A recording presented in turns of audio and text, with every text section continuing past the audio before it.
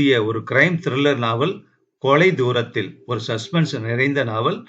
அதனுடைய பகுதிகள் பார்த்துட்டு இருக்கோம். பகுதி 1 லிங்கை இந்த வீடியோ டிஸ்கிரிப்ஷன்லயும் கொடுத்துருக்கேன். அதையும் கேட்டுட்டு இந்த பகுதி 2 கேட்டீங்கன்னா உங்களுக்கு நல்லா அந்த கதை புரிய ஆரம்பிக்கும். கேட்கலாமா? பகுதி 2, அத்தியாயம் 4. என்ன சொல்றீங்க? இருங்க, ரூமுக்கு போய் பேசுவோம். நான் எழுந்து என் அறைக்குள் செல்ல எஸ்ஐ என் பின்னால் வந்தார். சார், மாமல்லபுரம் ஸ்டேஷன்ல இருந்து போன் வந்துச்சு. தனியார் பீச் ரெசார்ட்ல ஒரு பொண்ணோட பாடி கிடைச்சிருக்கு. கேட்கவே கொடூரமா இருக்கு சார் என்றார் எஸ்ஐ மெல்லிய குரலில். பீச் ரெசார்ட் பேரு ப்ளூ லோட்டஸ். சரி, நீங்க இந்த மகேஷ் கிட்ட பேச்சு கொடுத்துக்கிட்டே இருங்க. அவங்க மனைவியோட போட்டோ கொடுங்க. ஒரு நிமிஷம் சார் என்று வெளியில் போன எஸ்ஐ அதே வேகத்தில் உள்ளே வந்தார். புகைப்படத்தை வாங்கி என் டைரியில் வைத்துக் கொண்டு வெளியில் வந்தேன். நான் மகேஷை பார்த்தேன். என்ன சார் ஆச்சு என்றான். வேற ஒரு கேஸ், இருங்க வந்துடுறேன். உங்க மனைவி போட்டோவை எல்லா ஸ்டேஷனுக்கும் அனுப்பிச்சாச்சு என்று அவனிடம் கூறினேன். வேகமாய் வெளியே செல்ல இன்ஜினை ஆன் செய்து கொண்டு காத்திருந்தான் கான்ஸ்டபிள். நான் ஏறி அமர்ந்ததும் என் வார்த்தைகளுக்கு காத்திருந்தான். Blue lotus beach resort, Mahabalipuram. என் ஜீப் பிரதான சாலைக்குள் வர, சார், ப்ளூ லோட்டஸ் ஒரு மந்திரியோட பினாமி இது சார். ஓ, அப்படியா? எனது கைபேசி ஒலித்தது. Deputy commissioner. எடுத்தேன். சார், மகாபலிபுரம் போயிட்டு இருக்கீங்களா? ஆமா சார். எனக்கு என்னவோ இந்த எல்லா கொலைகளுக்கும் ஒரு லிங்க் இருக்கிற மாதிரி தெரியுது. அதான் உடனே கிளம்பிட்டேன். அது செங்கல்பட்டு சரகம். நான் பேசிட்டேன், கோஆபரேட் பண்ணுவாங்க. பாடிய ராயப்பேட்டைக்கு அனுப்பிடுங்க. ஃபாரன்சிக்காரங்க பார்த்துட்டு இருக்காங்க. நீங்க போய் சேர்ற வரைக்கும் அவங்க காத்திருப்பாங்க. மேல இருந்து ரொம்ப பிரஷர் ஜோஸ். பாடிய உடனே ரிமூவ் பண்ண சொல்லி. அது யாரோட ரெசார்ட்னு தெரியும்ல? தெரியும் சார். எங்கேயும் உரசாம நான் பாத்துக்கிறேன். குயிக், பார்த்துட்டு எனக்கு அப்டேட் பண்ணுங்க. Okay sir. கைபேசியை என் பக்கத்தில் வைத்தேன். கான்ஸ்டபிள், எவ்வளவு நேரம் ஆகும்? போயிடலாம் சார்.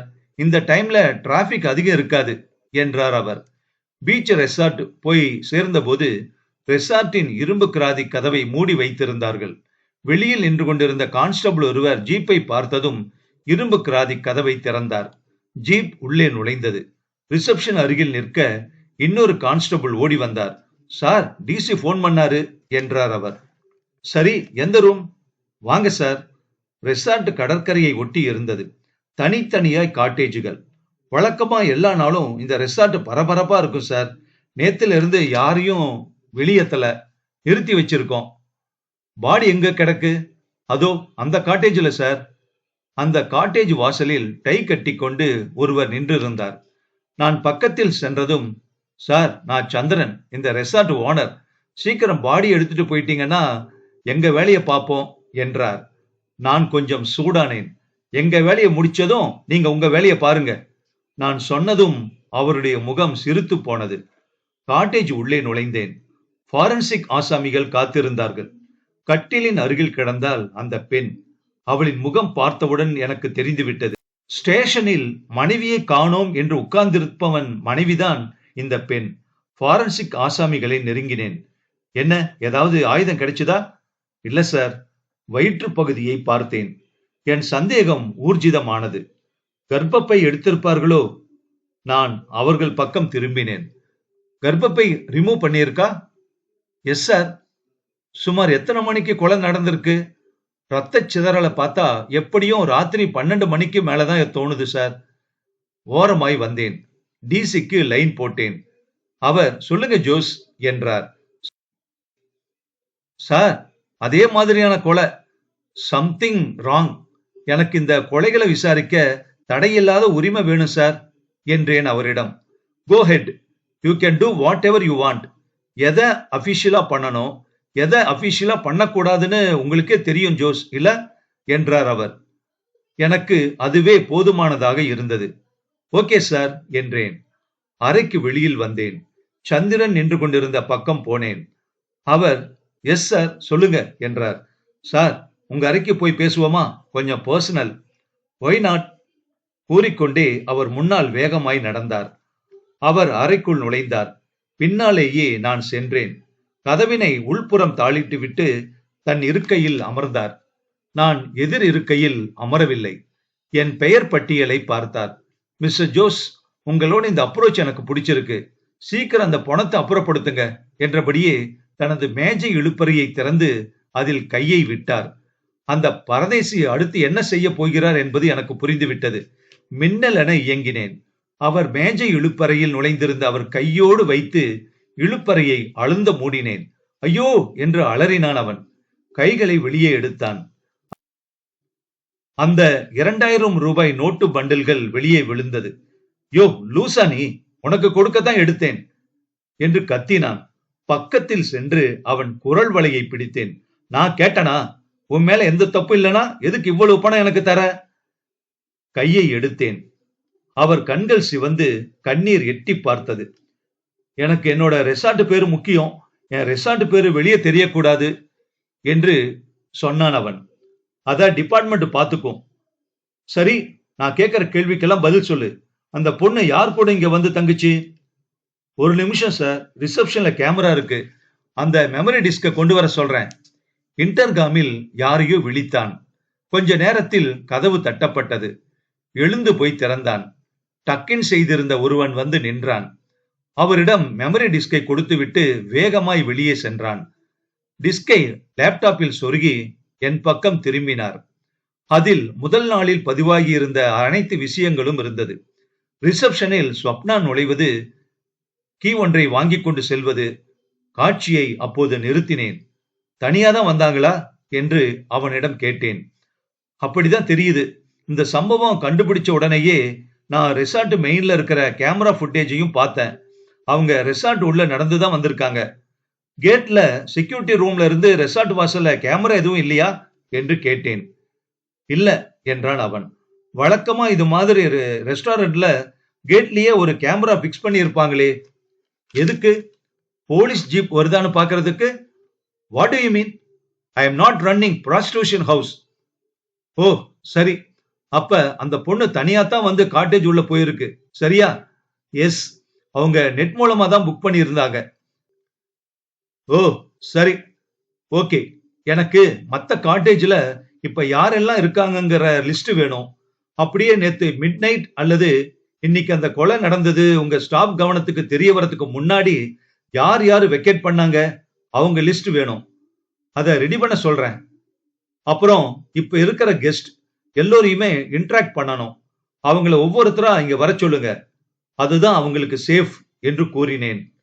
அப்படி யாரும் இங்க வர சம்மதிக்கலைனா அடிச்சு இழுத்துட்டு போய் ஸ்டேஷன்ல உட்கார வச்சு விசாரிக்க வேண்டியிருக்கும் என்றேன் சற்று கூடுதல் கடுப்புடன். சந்திரன் கர்ச்சிப்பை எடுத்து தன் முகத்தை துடைத்துக் கொண்டான். கைபேசியை எடுத்தான். சார், நீங்க மந்திரி எல்லாம் கூப்பிட வேண்டாம். கமிஷனர் கிட்ட அவர் இந்த செய்தி போனதுமே பேசிட்டாரு. ப்ரொசீஜர் படி போங்க. எனக்கு ஒரு பிரச்சனை இல்லைன்னு நான் சொன்னேன். அத்தியாயம் 5. நான் சொன்னதும் கைபேசியை கீழே வைத்தவர் இன்டர்காமில் நான் சொன்னதையெல்லாம் கேட்டதையெல்லாம் வரிசையாய் சொன்னார். பின் என்னை பார்த்தார். முதலில் வந்தது ரிசப்ஷனிஸ்ட். உட்காருங்க என்றேன். நாற்காலியில் உட்கார்ந்தாள் அவள். வயது 30 தொட்டிருக்கும் அவளுக்கு என்று தோன்றியது. நீங்க தானே நேத்து முழுக்க ரிசப்ஷன்ல இருந்தது? ஆமா சார். உங்க நேட்டிவ் எது? விழுப்புரம் சார். யார் மூலமா இந்த ரிசார்ட்டுக்கு வேலைக்கு வந்தீங்க? அந்த பெண் எனக்கு பதிலை சொல்லாமல் அவரை பார்த்தாள். கேள்வி கேட்டா பதில் சொல்லாம அவரை பாக்குறீங்க?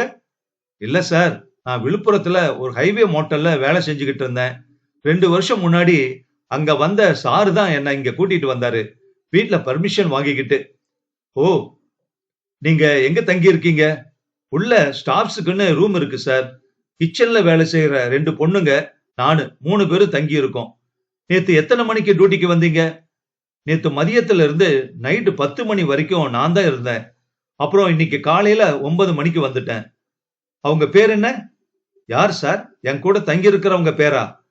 இல்ல, அந்த ரூம்ல பொணமா கிடக்காங்களே அவங்க. ஸ்வப்னா சார். எத்தனை மணிக்கு வந்தாங்க? 4 மணிக்கு மேலதான் வந்தாங்க. அவங்க ப்ரூஃப் என்ன கொடுத்தாங்க? ஆன்லைன்ல தான் புக் பண்ணி இருந்தாங்க.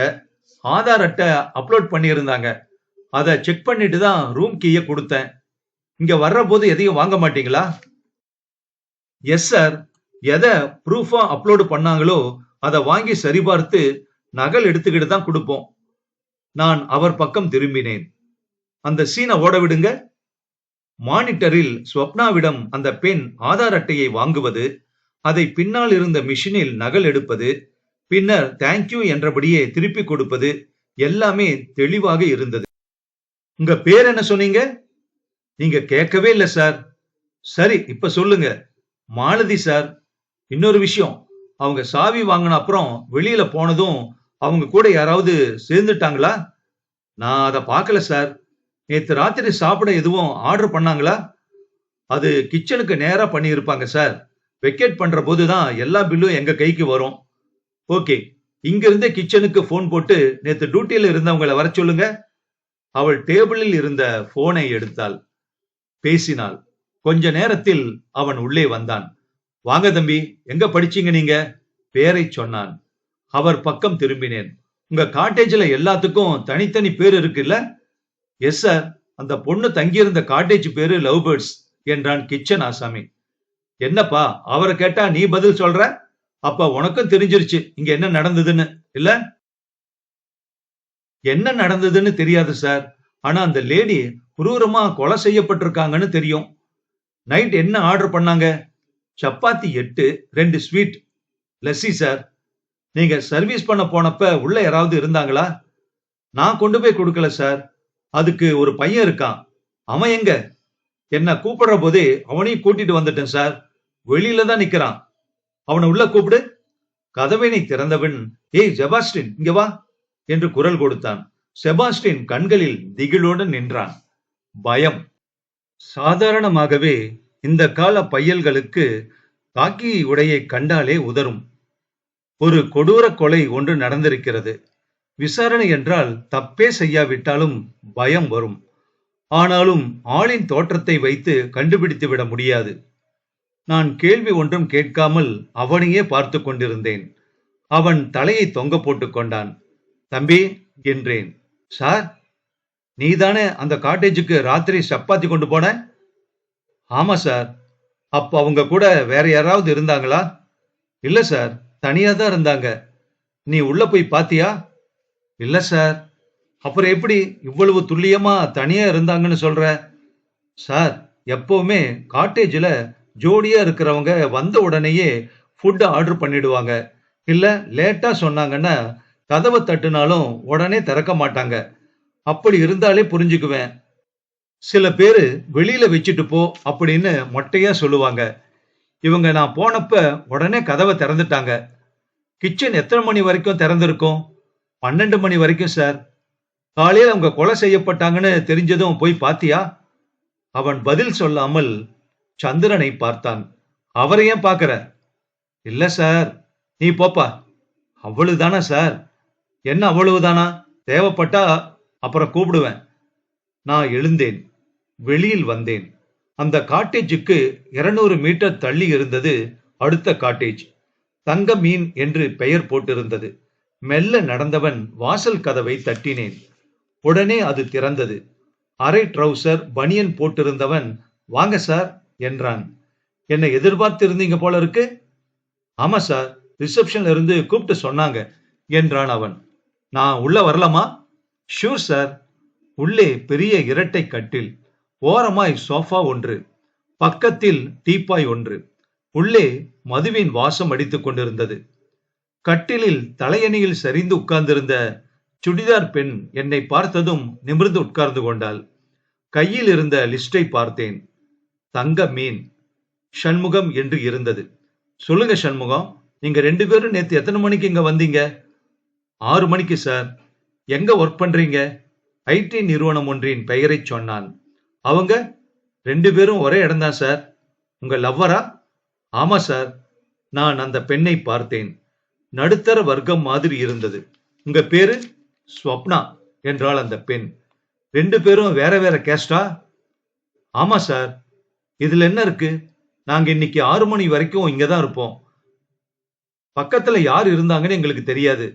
காலையில போன் வந்ததுன்னு தான் தெரியும். மத்தபடி எங்களுக்கு எதுவும் தெரியாது. நான் மெம்பரா இருக்கிற கிளப்போட ரெசார்ட் தான் இது. இங்கதான் ரெகுலரா தங்குவேன் என்றான் அவன். அவன் பேசிய விதத்திலேயே அவனுடைய பின்பலம் புரிந்தது. ஓ, அப்ப சரி, உங்களுக்கும் அந்த கொலைக்கும் எந்தவித சம்பந்தமும் இல்ல. நான் தேவையில்லாம இங்க நேரத்தை செலவழிக்கிறேன்னு சொல்ல வரீங்க, அப்படித்தானே? எஸ் சார் என்றான் அவன். அவன் மீது எனக்கு கோபம் வரவில்லை. எழுந்தேன், வெளியில் வந்தேன். சரியாய் அந்த கொலை நடந்த காட்டேஜுக்கு நேர் பின்னால் இருந்த குயின்ஸ் பெட் கண்ணில் பட்டது. அதை நோக்கி நடந்தேன். வாசலிலேயே நின்று கொண்டிருந்தது அந்த ஜோடி. பணக்காரத்தனமும் தெனாவெட்டும் அவர்கள் முகத்தில் தெரித்தது. என்னை எதிர்பார்த்திருந்தவர்கள் போல், வாங்க இன்ஸ்பெக்டர் என்றான் அவன். நான் லிஸ்டை பார்த்தேன். பார்த்திப சார் என் பேரு என்றான் அவனே. நான் பக்கத்தில் போனதும், சொல்லுங்க இன்ஸ்பெக்டர் என்றான். கொலை நடந்த காட்டேஜ்ல இருந்து ராத்திரி ஏதாவது சத்தம் வந்ததா? இல்ல சார், இன்ஃபேக்ட் நாங்க 2 பேரும் வெளியில இருக்கிற இந்த சிட் அவுட்ல உட்கார்ந்து பேசிட்டு இருந்தோம், ராத்திரி 11 வரைக்கும். வேற யாரும் உங்க கண்ணுல வித்தியாசமா தெரியல? இல்ல சார், ஏசி வீட்டு மருமக பொண்ணு உடலை கண்டுபிடிச்சிட்டாங்கன்னு நியூஸ்ல பார்த்தேன். அந்த அம்மா கர்ப்பப்பையையும் எடுத்திருக்காங்க. காட்டேஜ்ல இருந்த இந்த லேடியோட கர்ப்பப்பையையும் எடுத்திருக்காங்க. 2யும் செஞ்சது ஒரே ஆளா இருக்கும் போல என்று சொல்லி என்னை கொஞ்சம் அசர வைத்தான். அப்டேட்டா இருக்கீங்க போல இருக்கு என்றேன் நான் அவனிடம். எஸ் சார் என்றான். உங்க செல்போன் நம்பர் நீங்க ரிசப்ஷன் கொடுத்திருக்கீங்களே, அதானே? ஆமா சார், என்னோட கார்டும் தரேன். ஏதாவது விவரம் தெரியணும்னா எப்ப வேணும்னாலும் நீங்க கூப்பிடுங்க. தனது பர்சில் இருந்து ஒரு கார்டை எடுத்து நீட்டினான். Parthiban Fairface facial products MD cum chairman என்று அதில் இருந்தது. நான் நிமிர்ந்து அவனை பார்த்தேன். நான் இந்த ரெசார்ட்ல ஒரு பார்ட்னர் சார் என்றான். ஓ, தேங்க்ஸ் ஃபார் யுவர் கோஆபரேஷன் என்றேன். Your welcome sir. நான் நகர்ந்தேன். விடை இங்கே இல்லை. நான் மெல்ல நடந்தேன். மேகம் சூழ்ந்திருந்தது. மெல்ல ரெசார்ட்டின் பின்புறம் இருந்த கடற்கரைக்கு வந்தேன். ரெசார்ட்டில் இருந்து பின்புறம் செல்ல ஒரு பெரிய கேட் இருந்தது. அதை திறந்தால் நேரே கடல்தான். மெல்ல அந்த கேட்டை நோக்கி நடந்தேன். பின்புறம் வழியே எவனாவது வந்துவிட்டு போயிருப்பானோ? நான் மெல்ல முன்னேறினேன். இந்த நாவலோட தொடர்ச்சி அடுத்த பகுதியில் கேட்கலாம்.